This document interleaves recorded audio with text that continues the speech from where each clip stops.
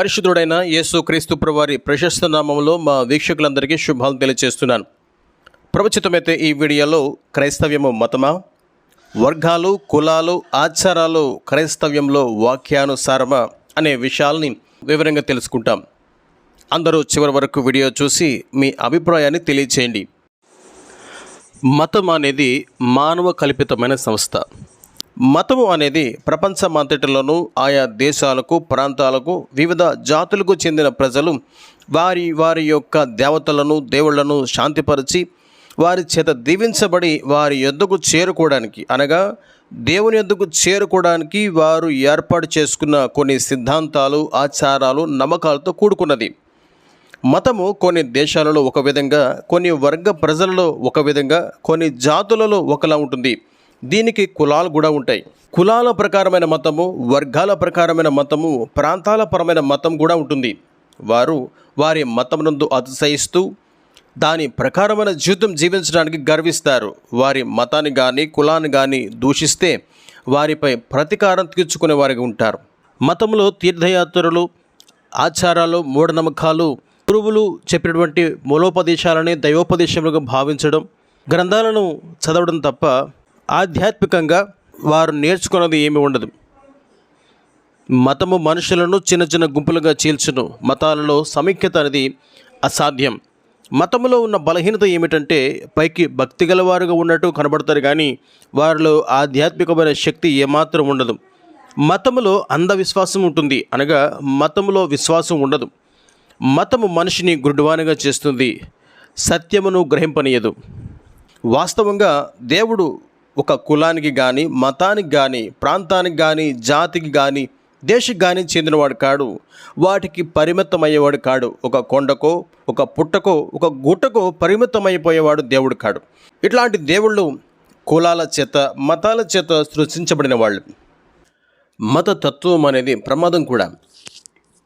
ఇది శరీర సంబంధమైన మనసును ఆధారం చేసుకుని తనకంటే తక్కువ కులస్తులను చులకనగాను, తృణీకరించేదిగాను ఉండి మత ఛాందసాన్ని ఇతరుల మతం కంటే ఎక్కువగా చాటించుకునేవారుగా ఉంటారు. అవసరమైతే ఇతర మతస్థులపై విద్వేషంతో, అసూయతో చంపేవారుగా ఉంటారు. కానీ క్రీస్తునందు విశ్వాసం అనేది దీనికి భిన్నంగా ఉంటుంది. యేసుక్రీస్తు ప్రభు సర్వ సృష్టికి కర్త, సర్వ లోక మానవాళిని తన రూపులో, తన ఆకారంలో సృష్టించినటువంటి పరలోకపు తండ్రి. తాను సృష్టించిన ఆదాము, హవ్వను సాతాను మోసగించి వారు ప్రభుకు విరోధంగా పాపం చేయనట్లు చేసింది. ఆదామునందు జన్మించిన మనమందరము, మనుషులందరూ పాపమును బట్టి నరక పాత్రులైన మానవాళిని రక్షింపను దేవుడు ఇజ్రాయేలును అబ్రహాము సంతతి ద్వారా ఈ లోకంలో మనుషునిగా కన్య మరియ గర్భమందు జన్మించి మానవాళి పాప క్షమాపణ కొరకు తన శరీరమందు మనుషుల పాపములకు శిక్షణ భరించి దేవుని యొద్దకు సర్వ లోకము రాకుండా ఆటంకంగా ఉన్నటువంటి ఆజ్ఞలు గల ధర్మశాస్త్రమును తన శరీరమందు కొట్టువేసి మధ్య గోడను పడగొట్టి శిలువ ద్వారా ద్వేషమును సంహరించి మన ఉభయులను, అనగా ఇశ్రాయేలును, అన్యజనులమైన మనలను ఏక శరీరముగా చేసి దేవునితో సమాధానపరచెను. యేసు క్రీస్తు ప్రభువారు మతమును, కులమును, ప్రాంతమును, జాతిని, భేదమును, ద్వేషమును శిలువలో సంహరించి ఆయన తన యందు విశ్వసించిన వారు దేవుని కుమారులగునట్లుగా అధికారమును అనుగ్రహించాడు. కత్తులతోనూ, మరణాయుధాలతోనూ, మత ఉన్మాదంతో, మూర్ఖతతో ఈ లోకస్తులు తమ రాజ్య వ్యాప్తి కొరకు, తమ మతము కొరకు పోరాడుతూ ఇతరులను చంపుతుంటే ప్రభుని యేసు క్రీస్తు తన రాజ్య నిర్మాణం కొరకు ఈ లోకానికి వచ్చి నీతికి పునాది వేసి సర్వలోక తన ప్రజలను పాపము నుండి రక్షించి తన రాజ్య వారసులుగా చేయుటకు ప్రేమ అనే ఆయుధాన్ని ధరించి తానే తన ప్రజల కొరకు యూదా మతస్థులతో చంపబడెను. తన యందు విశ్వాసముంచిన వారిని స్వర్గం చేర్చుటకు తిరిగి లేచాను. క్రైస్తవ్యం అనగా ప్రభువుతో పాటు మనం కలిగి ఉండే సంబంధము, సహవాసం. క్రీస్తునందు విశ్వాసం అనేది మతం కాదు. సర్వలోక మానవాళి ఏ దేశమైనా, ఏ మతమైనా, ఏ జాతి అయినా, ఏ భాష అయినా వారు స్వర్గం లేక పరలోకం చేరుటకు యేసు క్రీస్తు ప్రభువారి ద్వారా దేవుడు ఏర్పరిచిన మార్గం. యేసుక్రీస్తు ప్రభు సర్వలోక రక్షకుడు, సర్వశక్తిగల దేవుడు. క్రైస్తవ్యం మతము కాదు, పరలోక రాజ్యంలో చేరే మార్గము. యేసుక్రీస్తు ప్రభువారే ఆ మార్గం. కాబట్టి క్రైస్తవ్యము ఒక మతానికి కానీ, కులానికి కానీ, జాతికి కానీ, ప్రాంతానికి కానీ, దేశానికి కానీ చెందినది కాదు. అందుకే ప్రభు ఇలాగున సెలవిచ్చాడు, భూ దిగంతముల నివాసులారా నా వైపు చూచి రక్షణ పొందుడి, దేవుడు నేనే. యేసుప్రభువారు సెలవిచ్చినాడు, నేనే మార్గము సత్యము జీవము, నా ద్వారాను తప్ప ఎవడనూ తండ్రి యొద్దకు రాలేనడు అని సెలవిచ్చాను.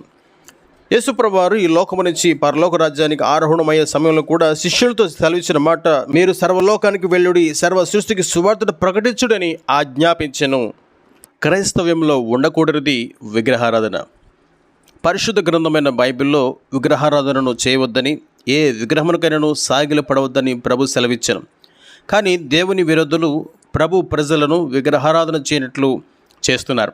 మారు మనసు పొంది బాప్తిస్మము, సంఘ దర్శనం అనే క్రమం లేకుండా అన్యజనుల వలె మరియమ్మకి, ప్రభువారికి విగ్రహాలు కట్టి ధూపస్తంభాలు, స్తూపాలు నిలిపి వాటికి మురకడం, లోక విధానంలో కొరబొత్తులు, పూలమాలలు, కొబ్బరికాయలు, శిలువదండలు, మెడలో శిలువదండలు, స్థానిక సంఘానికి వెళ్లకుండా ప్రసిద్ధి చెందిన కొన్ని ప్రాంతాలకు పోయి అక్కడే దేవుడున్నట్లుగా భక్తి చేయడం అనేది దేవుని ఎరగని అనుజనులు చేసే విగ్రహారాధనను సూచిస్తుంది. ఆ తర్వాత క్రైస్తవ్యంలో అందరూ సమానులే. ప్రభును నమ్మిన తర్వాత దేవుని సంఘములో చేరిన విశ్వాసులు పరలోక రాజ్య సంబంధులు. సంఘము లేక చర్చ్ అనగా లోకముల నుండి పిలువబడినవారు. లోకములుండే లోక సంబంధమైన ప్రతిదీ విడిచి జీవించేవారుగా ఉండాలి. సంఘములో కులము, ఇంటి పేరును బట్టి అతిశయించడం, వర్గము, జాతి, ప్రాంతము, రంగు, ధనికుడని, పేదవాడని, జ్ఞాని అని, నిరక్షరాస్యుడని భేదం లేదు. ఇవేమీ లేని దానినే ప్రభు శరీరమని పిలుస్తారు, సంఘమని పిలుస్తారు. ప్రభు సంఘములో అందరూ సమానులే. క్రైస్తవ్యంలో ఆచారాలు అనేవి విశ్వాస సంబంధమైనవి కావు. క్రైస్తవ భక్తి విశ్వాసంతో కూడుకున్నది. క్రైస్తవులమని పిలువబడు అనేకులు ముహూర్తాలు, మంచి రోజులు, వాస్తులు, దినాలు, మాసములు, జాతకాలు, నక్షత్ర రాశి ఫలాలు, కొబ్బరి, కుంకుమ, అక్షంతలు, తలంబ్రాలు, తాళిబొట్లు మరియు ధనాపేక్షతో కూడిన వడ్డీ వ్యాపారాలు వంటి వాటిని లోకస్తుల వలె చేయడం వారిని అవిశ్వాసులుగా సూచిస్తుంది. వాస్తవంగా బైబిల్లో చూసినట్లయితే దినములు, మాసములు, సంవత్సరాలు అనేవి దేవుణ్ణి ఎరగని వారు చేసేవి. పైన చెప్పబడిన ఆచారాలు చేయడానికి కారణాల్లో ఒక కారణం ఏమిటంటే వారు ప్రభునందు విశ్వాసం ఉంచరు. వారు బైబిల్ చదవరు, ప్రార్థించరు, కుటుంబ ప్రార్థన గృహాల్లో కలిగి ఉండరు, కుటుంబంగా దేవుని వాక్యాన్ని ధ్యానించరు, క్రమంగా మందిరానికి వెళ్ళరు, వారకుడికలు వెళ్ళరు, వాక్యం వినరు. కానీ పండుగల కొరకు, నచ్చినప్పుడు కొన్ని ప్రత్యేకమైన కూడుకల కొరకు మాత్రం మందిరానికి వెళ్తారు. అవసరం వచ్చినప్పుడు, ఉదాహరణకి శుభకార్యాలకు, దుఃఖకరమైన కార్యాలకు దేవుని సేవకులను ఆశ్రయిస్తారు. అన్య జనుల వలె త్రాగుబోతుల విందులు, పేరు కొరకు, గొప్ప కొరకు విరాళాలు ఇవ్వడం, తమ పిల్లల వివాహాల్లో కట్నాలు ఆశించడం, లోక విధానంలో తమకు మనసుకు నచ్చిన వారినిచ్చి పిల్లలకు ప్రేమ వివాహాలు చేయడం అనేది క్రైస్తవ భక్తిలో చేయకూడనివి.